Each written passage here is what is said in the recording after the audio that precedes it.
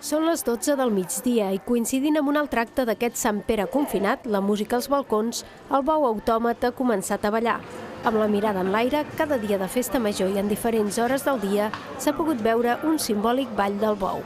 És un mecanisme molt senzill, però sembla que no, muntar una cosa d'aquestes comporta una complicació més si no ets enginyer i si no tens, doncs vam haver de veure molts vídeos pel YouTube i pensar-nos-ho bastant perquè acabés funcionant. Els materials han sigut una fullola que teníem per casa i un motor de limpiaparabrises vell que teníem i muntat amb els materials que teníem i pintat. A més, ha estat una manera de potenciar una tècnica automatitzada que a Reus té ja certa tradició. La tradició més recent que tenim és l'autòmat que hem vist tots que hi ha al Barato, que són els gegants que giren, i més o menys és un sistema molt semblant d'un motoret que gira i en aquesta vegada el que fa és ballar el bou.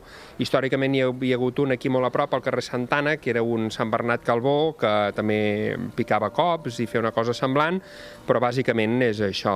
També per mantenir viu l'esperit de festa major, la colla ha dut a terme el tradicional sopar de bou amb arròs, però amb un format diferent. En comptes de reunir-se a taula unes 400 persones, com en altres anys, els comensals han passat pel casal i s'han endut les racions preparades per consumir a casa seva. Tot plegat ha format part d'un conjunt d'iniciatives per poder celebrar la festa major sense saltar-se les recomanacions sanitàries davant la Covid-19.